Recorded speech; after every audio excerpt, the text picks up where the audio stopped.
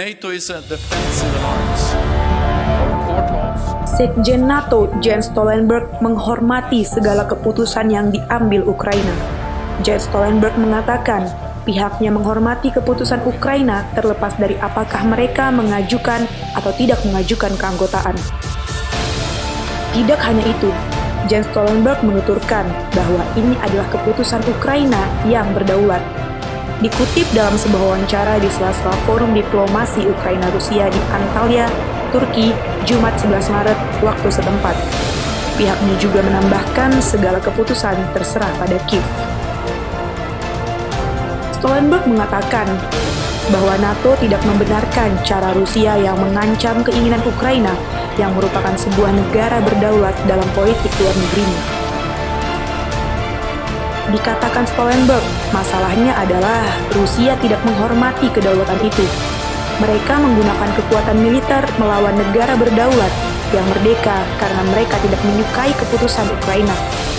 Bahkan Stoltenberg menegaskan bahwa Rusia harus segera mengakhiri invasi. Dalam wawancara saluran televisi Amerika Serikat ABC News 8 Maret lalu, Zelensky tak lagi berminat bergabung ke NATO. Ia menilai NATO tidak siap menerima Ukraina untuk bergabung.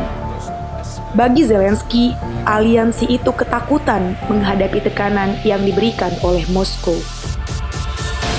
Tidak hanya itu, Jens Stoltenberg mengatakan Rusia mungkin saja menggunakan senjata kimia untuk melancarkan invasinya ke Ukraina.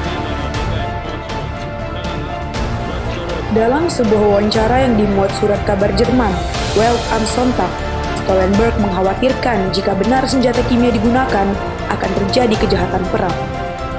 Pasalnya, dalam beberapa hari terakhir, pihaknya mendengar klaim yang tidak masuk akal tentang laboratorium senjata kimia dan biologi. Dikatakan Stoltenberg bahwa saat ini pihaknya harus tetap waspada karena ada kemungkinan bahwa Rusia sendiri dapat merencanakan operasi senjata kimia di bawah kebohongan yang dibuat-buat. Itu akan menjadi kejahatan perang, dilansir dari laman Reuters pada hari Minggu. Dia menambahkan bahwa meskipun orang-orang Ukraina melawan invasi Rusia dengan berani, hari-hari ke depan kemungkinan akan membawa kesulitan yang lebih besar jika dugaan tersebut terjadi.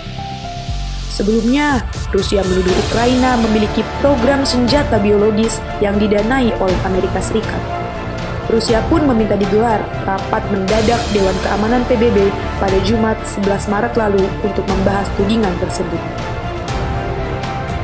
Dalam rapat itu, Duta Besar Rusia untuk PBB, Vasily Nebenzia, menuduh Ukraina mengoperasikan jaringan 30 laboratorium yang melakukan eksperimen biologis sangat berbahaya yang bertujuan menyebarkan patogen virus dari kelelawar ke manusia. Patogen itu, sebut Nebenzia, mencakup wabah, antraks, kolera, dan penyakit mematikan lainnya. Klaim dan tuduhan itu disampaikan Nebenzia tanpa menyodorkan bukti kuat yang mendukung. Klaim Rusia itu pun dibantah oleh PBB. Negara-negara Barat bahkan menuduh Rusia melakukan kebohongan dan omong kosong.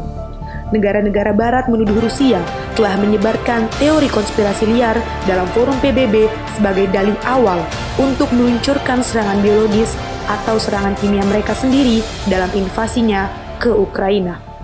Tim liputan melaporkan untuk Evarina TV.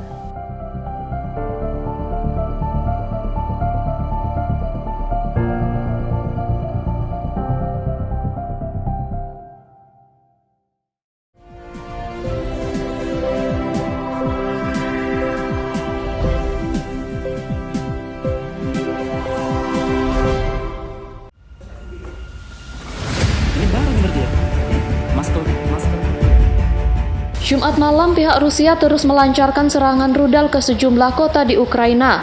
WNI asal kota Binjai, Sumatera Utara, Muhammad Raha Prayuga, merekam sejumlah gedung di Chernihiv yang sedang terbakar usai terkena serangan bom Rusia. Sebelumnya pada Jumat pagi, sejumlah warga Chernihiv juga ikut mengungsi ke dalam bunker di pabrik plastik untuk menghindari serangan pasukan Rusia.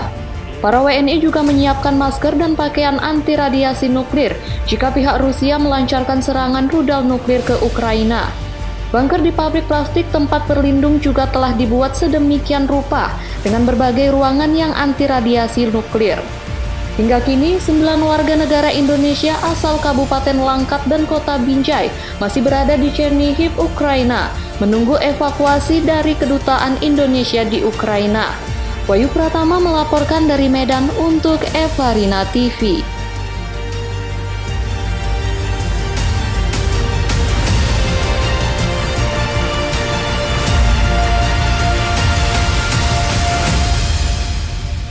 Sampai satpamnya.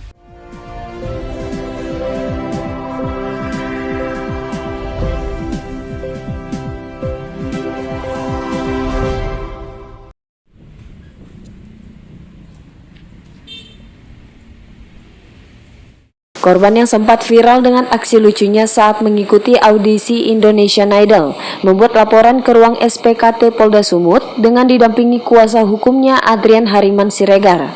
Usai laporannya diterima, trio Sasmita langsung memberikan klarifikasi kepada awak media yang ada di Mapolda Sumatera Utara. Korban yang dikenal dengan nama Gabe Weli mengatakan, saat ini namanya dicatut di salah satu akun investasi online diduga bodong. Dirinya mengaku keberatan karena sudah sangat merugikan dan juga membuat resah. Akibat namanya dicatut, banyak member atau peserta yang ikut dalam bisnis investasi tersebut dan meminta pertanggungjawaban darinya. Melaporkan ya bahwasannya dia ini, namaku juga udah jelek dibuat dia. Siapa? Dan di status Telegram itu, di grup itu bukan aku sama sekali, tapi dia pakai namaku. Dia ngecek semuanya supaya laku gitu. Yang kasus apa nih bang? Bisa sedikit bang. Seperti kripto atau seperti apa bang? Kasusnya nih bang. Kripto. Sementara itu, kuasa hukum pelapor dan mendesak kepada pihak kepolisian untuk segera menangkap pelaku yang mencantumkan nama kliennya tersebut. Apabila ada yang berinvestasi di Gabe Perskolin, kami menghimbau untuk tidak berinvestasi di situ. Dan apabila ada yang berinvestasi, itu bukan merupakan tanggung jawab klien kami, karena kita sudah melaporkan di sini, sudah terbit LP-nya oleh orang yang tidak bertanggung jawab. Kita Siapa berharap, itu bang? Di sini Inial AH. Akibat investasi diduga bodong tersebut, sejumlah warga yang ikut dalam bisnis itu menjadi korban penipuan.